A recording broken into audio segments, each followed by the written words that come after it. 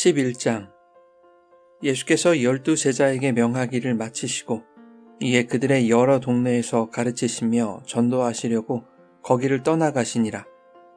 요한이 옥에서 그리스도께서 하신 일을 듣고 제자들을 보내어 예수께 여짜오되 오실 그이가 당신이오니이까 우리가 다른 일을 기다리오리이까. 예수께서 대답하여 이르시되 너희가 가서 듣고 보는 것을 요한에게 알리되 맹인이 보며 못 걷는 사람이 걸으며 나병 환자가 깨끗함을 받으며 못 듣는 자가 들으며 죽은 자가 살아나며 가난한 자에게 복음이 전파된다 하라. 누구든지 나로 말미암아 실족하지 아니하는 자는 복이 있도다 하시니라. 그들이 떠나매 예수께서 무리에게 요한에 대하여 말씀하시되 너희가 무엇을 보려고 광야에 나갔더냐? 바람에 흔들리는 갈대냐? 그러면 너희가 무엇을 보려고 나갔더냐? 부드러운 옷 입은 사람이냐? 부드러운 옷을 입은 사람들은 왕궁에 있느니라. 그러면 너희가 어찌하여 나갔더냐? 선지자를 보기 위함이었더냐? 옳다. 내가 너희에게 이르노니 선지자보다 더 나은 자니라. 기록된 바 보라 내가 내 사자를 내 앞에 보내노니 그가 내 길을 내 앞에 준비하리라 하신 것이 이 사람에 대한 말씀이니라. 내가 진실로 너희에게 말하노니 여자가 낳은 자 중에 세례 요한보다 큰 이가 일어남이 없도다. 그러나 천국에서는 극히 작은 자라도 그보다 크니라. 세례 요한의 때부터 지금까지 천국은 침노를 당하나니 침노하는 자는 빼앗느니라. 모든 선지자와 율법에 예언한 것은 요한까지니 만일 너희가 즐겨 받을진대 오리라 한 엘리야가 곧 이 사람이니라. 귀 있는 자는 들을지어다. 이 세대를 무엇으로 비유할까? 비유하건대 아이들이 장터에 앉아 제 동물을 불러 이르되 우리가 너희를 향하여 피리를 불어도 너희가 춤추지 않고 우리가 슬피 울어도 너희가 가슴을 치지 아니하였다 함과 같도다. 요한이 와서 먹지도 않고 마시지도 아니하매 그들이 말하기를 귀신이 들렸다 하더니 인자는 와서 먹고 마심에 말하기를 보라 먹기를 탐하고 포도주를 즐기는 사람이요 세리와 죄인의 친구로다 하니 지혜는 그 행한 일로 인하여 옳다함을 얻느니라. 예수께서 권능을 가장 많이 행하신 고울들이 회개하지 아니하므로 그때에 책망하시되 화 있을진저 고라시나 화 있을진저 벳세다야 너희에게 행한 모든 권능을 두로와 시돈에서 행하였더라면 그들이 벌써 베옷을 입고 재에 앉아 회개하였으리라. 내가 너희에게 이르노니 심판날에 두로와 시돈이 너희보다 견디기 쉬우니라. 가브나움아 내가 하늘에까지 높아지겠느냐 음부에까지 낮아지리라. 내게 행한 모든 권능을 소돔에서 행하였더라면 그 성이 오늘까지 있었으리라. 내가 너희에게 이르노니 심판날에 소돔 땅이 너보다 견디기 쉬우리라 하시니라. 그때에 예수께서 대답하여 이르시되 천지의 주제이신 아버지여 이것을 지혜롭고 슬기 있는 자들에게는 숨기시고 어린아이들에게는 나타내심을 감사하나이다. 옳소이다. 이렇게 된 것이 아버지의 뜻이니이다. 내 아버지께서 모든 것을 내게 주셨으니 아버지 외에는 아들을 아는 자가 없고 아들과 또 아들의 소원대로 계시를 받은 자 외에는 아버지를 아는 자가 없느니라. 수고하고 무거운 짐진 자들아 다 내게로 오라. 내가 너희를 쉬게 하리라. 나는 마음이 온유하고 겸손하니 나의 멍에를 메고 내게 배우라. 그리하면 너희 마음이 쉼을 얻으리니 이는 내 멍에는 쉽고 내 짐은 가벼움이라 하시니라. 여러분 좋은 아침입니다. 오늘도 말씀의 은혜가 여러분의 삶에 풍성히 임하기를 소망합니다. 11장은 옥에 갇힌 세례 요한이 예수님께 자신의 제자들을 보내서 예수님이 진정한 메시아가 맞는지 아니면 다른 일을 기다려야 하는지를 묻는 장면으로 시작합니다. 14장 3절 이하에 보면 요한이 옥에 갇힌 이유는 헤롯이 동생 빌립의 여자를 차지한 것을 요한이 비판했기 때문입니다. 아마도 요한은 세상의 강력한 힘에 맞서 불의를 비판한 자신이 옥에 갇혀 고난을 당하는 비참한 현실을 겪자 메시아가 오셨음에도 불구하고 왜 정의가 세상의 불의한 힘에 무력하게 짓밟히는가에 대한 회의감이 몰려왔을 것입니다. 요한의 질문을 들고 온 그의 제자들에게 예수님은 요한에게 이렇게 전하라고 말씀하십니다. 맹인이 보며 못 걷는 사람이 걸으며 나병 환자가 깨끗함을 받으며 못 듣는 자가 들으며 죽은 자가 살아나며 가난한 자에게 복음이 전파된다 하라. 지금까지 예수님이 메시아로서 행하셨던 그분의 사역에 대해서 말씀하신 것이죠. 이러한 주님의 치유와 기적, 특히 죽은 자가 살아난 기적은 당시 유대의 세계관에서 오직 신만이 행할 수 있는 영역이었습니다. 즉 주님은 내가 그 메시아가 맞다는 증거를 보여주신 것이죠. 그런데 주님은 요한의 제자들에게 한 말씀을 덧붙이십니다. 6절에 누구든지 나로 말미암아 실족하지 아니하는 자는 복이 있다는 말씀이죠. 이 말씀은 메시아로 오신 그 예수로 말미암아 실족할 일들이 있을 것이라는 말씀이기도 합니다. 병을 고치고 죽은 자를 살리는 이러한 능력과 기적을 행사하는 메시아라면 세상의 왕들처럼 좋은 옷을 입고 높은 권좌에 앉아 강력한 힘으로 세상의 불의를 징계해야 하는 것이 아닌가, 이렇게 생각하는 자들에게 있어서 예수라는 분은 자신들이 기대했던 강력한 정치적 메시아의 모습이 아니라고 생각했을 것이고 메시아로서의 예수님에 대해 의문을 가졌을 것입니다.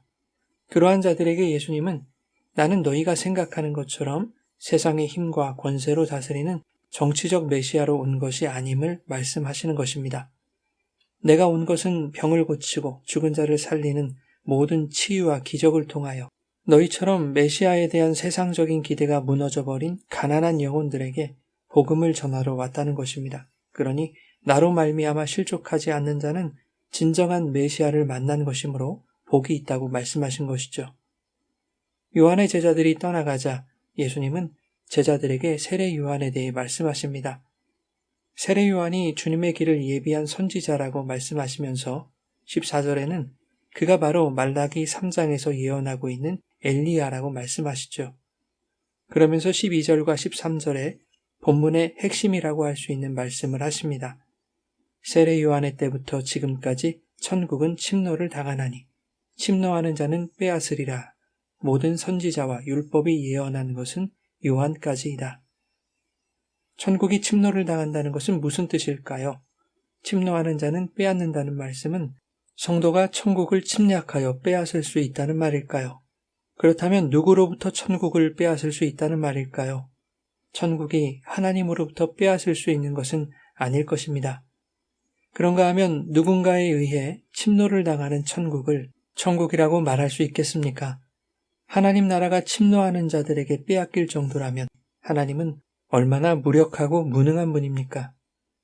영어 성경을 보면 천국이 폭력에 의해 고통을 당한다고 번역이 되어 있습니다. 혹은 폭력적인 사람들의 힘에 의해 탈취되어 왔다고 번역되기도 하죠. 옳은 번역은 아니라고 생각합니다. 성경적인 의미가 충분히 반영되지 않은 이러한 번역 때문에 하나님 나라는 열정적이고 적극적인 신앙을 통해 성도가 침노하여 빼앗을 수 있다는 어설픈 해석이 나오고 만 것이죠.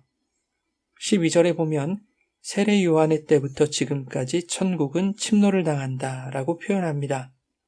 예수님이 말씀하시는 지금까지라는 의미는 예수님의 때까지를 말하는 것이죠. 다시 말해서 세례 요한의 때도 예수님의 때도 천국은 침노를 당한다는 것입니다. 그러면 세례 요한의 때라는 것은 무엇일까요? 13절에 모든 선지자와 율법이 예언한 것은 요한까지다 라는 말씀에서 알 수 있듯이 모든 선지자와 율법, 즉 구약의 모든 말씀을 의미하는 것입니다. 세례 요한이 이 땅에 선지자 엘리야로 와서 전했던 것 또한 구약의 예언이었던 메시아, 그리스도를 선포하는 것이었습니다. 그런데 요한 이후에는 메시아이신 예수님이 이미 오셨기 때문에 요한의 때까지였던 그 구약의 예언이 성취된 것이죠. 결국 세례 요한의 때부터 지금까지 천국은 침노를 당한다라는 이 말은 요한의 때에 속해 있던 구약의 말씀도 말씀의 성취로 오신 예수님 때에도 천국은 침노를 당해왔다는 것입니다. 더 나아가서 오늘 우리가 사는 이 세대에도 천국은 침노를 당한다는 뜻이죠. 본문은 세례 요한이 옥에 갇혀있는 상황입니다. 세상의 불의한 힘에 의해 정의가 박해를 당하고 있는 상황인 것입니다. 그래서인지 천국이 침노를 당한다는 것을 헤롯이나 정치 세력들과 같은 세상의 유력자들의 힘과 권세가 하나님의 사람들이 천국에 들어가는 것을 방해한다는 식으로 해석하기도 하죠. 그러나 성도의 신앙의 길에 핍박과 환란이 있을지라도 세상의 권세가 성도의 천국행을 가로막을 권한은 없지 않겠습니까? 아들의 피값으로 성도에게 열어놓으신 천국문이 세상의 권세에 의해 가로막힌다면 예수님의 십자가는 얼마나 능력 없는 것이 되겠습니까? 그러므로 만왕의 왕이요 만군의 주이신 하나님이 세상의 힘과 권세에 천국을 탈취당하신다는 것은 어불성설인 것입니다. 침노를 당한다라고 하는 말은 헬라어로 비아조라는 말입니다. 그리고 침노하는 자, 비아스테스라는 단어는 폭력적인 사람을 의미하는 말인데 이것 또한 비아조에서 온 말입니다. 비아조라는 말은 침노하다라는 뜻인데 그 속에는 돌파하다, 밀고 들어가다라는 의미가 있습니다. 강력한 힘으로 파쇄하고 돌파하고 밀고 들어가서 새로운 길을 연다는 의미가 담겨 있습니다. 천국이 침노를 당한다는 표현을 중간태로 해석하면 하나님의 나라가 그분의 강력한 힘으로 우리에게 돌파해 들어온다는 뜻이 됩니다. 그래서 우리 가운데 새로운 길을 내시는 것이죠. 그 길은 무슨 길일까요? 생명의 길, 구원의 길인 것이죠. 그러므로 천국에 의해 성도가 침노를 당한다는 말씀인 것입니다. 천국에 침노를 당하는 자들에게는 새로운 살 길이 열린다. 이것이 침노하는 자는 빼앗는다는 말씀의 의미인 것이죠. 이것에 대해서는 이전에 천국의 침노라는 주일 말씀에서 유다와 다말 사이에서 태어난 베레스, 터뜨리다, 쪼개다, 돌파하다라는 이름으로 이 침노가 지니는 구속사적 의미에 대해서 설명드렸습니다. 그것을 참고하시면 좋겠습니다. 자, 그런데 20절부터는 이렇게 천국이 뚫고 들어와서 구원의 길이 열린 자들과는 대비되는 심판의 대상들에게 경고하십니다.